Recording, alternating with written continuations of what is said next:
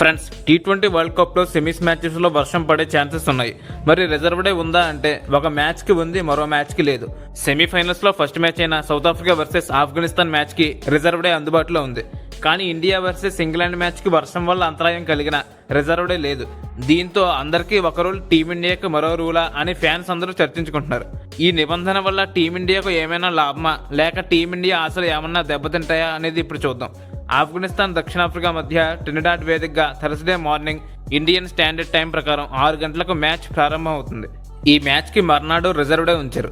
వర్షం కారణంగా షెడ్యూల్ సమయంలో మ్యాచ్ పూర్తి కాకపోతే అదనంగా మరో 60 నిమిషాలు కేటాయించారు. రిజర్వ్ డే రోజు 190 నిమిషాల అదనపు సమయం కూడా కల్పించారు.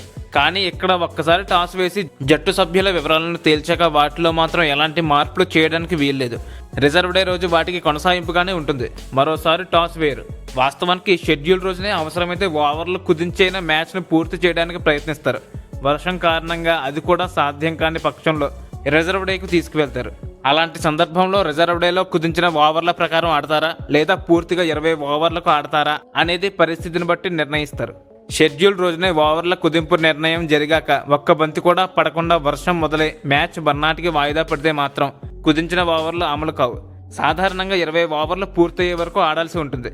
అదే ఒక బంతి ఆడినా మర్నాడు కుదించిన ఓవర్లకే ఆడాల్సి ఉంటుంది. రిజర్వ్ డే స్థానిక కాలమానం ప్రకారం మధ్యాహ్నం 2 గంటలకు మొదలవుతుంది. ఉదాహరణకు తొలి ఇన్నింగ్స్లో ఓ జట్టు 10 ఓవర్లు ఆడాక వర్షం పడడంతో మ్యాచ్ను 15 ఓవర్లకు కుదించారనుకుందాం. కానీ నిర్ణయం వెలువడిన తర్వాత ఒక్క బంతి కూడా మ్యాచ్ జరగకుండా తిరిగి వాన మొదలై రిజర్వ్ డేకు వెళ్ళిందనుకుందాం. అప్పుడు మ్యాచ్ 20 ఓవర్ల వరకు ఆడాల్సి ఉంటుంది. ఆ రోజు మళ్ళీ వర్షం పడితే ఫ్రెష్గా అప్పుడు ఓవర్ల కుదింపు నిర్ణయం తీసుకుంటారు. నిర్ణీత రోజున మ్యాచ్ మొదలై 10 ఓవర్ల తర్వాత వర్షం పడిన సందర్భంలో 15 ఓవర్లకు కుదించారనుకుందాం.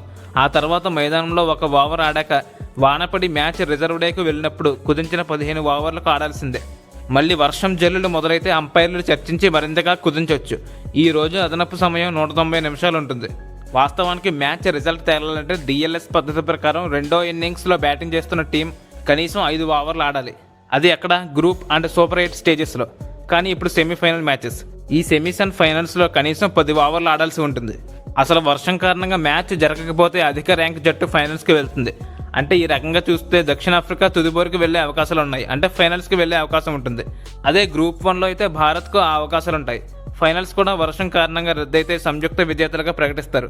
ఇక ఇండియా అండ్ ఇంగ్లాండ్ మ్యాచ్ విషయానికి వస్తే గయానా వేదికగా ఇండియన్ స్టాండర్డ్ టైం ప్రకారం రాత్రి 8 గంటలకు ప్రారంభమవుతుంది ఈ మ్యాచ్కు రిజర్వ్ డే లేదు. కానీ ఒకే రోజు ఏకంగా 250 నిమిషాల అదనపు సమయం కేటాయించారు. రిజర్వ్ డే ఎందుకు లేదన్న అంశంపై ఐసీసీ అధికారికంగా ఎటువంటి ప్రకటన చేయలేదు. కానీ ప్లేయింగ్ కండిషన్స్ను టోర్నమెంట్కు కొన్ని నెలల ముందే ప్రకటించారు.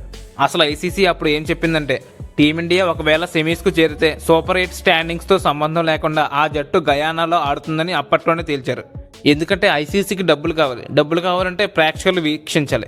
ఈ క్రికెట్ మ్యాచెస్ అన్ని చూసే వాళ్ళలో మన ఇండియన్ ఫ్యాన్స్ ఎక్కువ మంది ఉంటారు.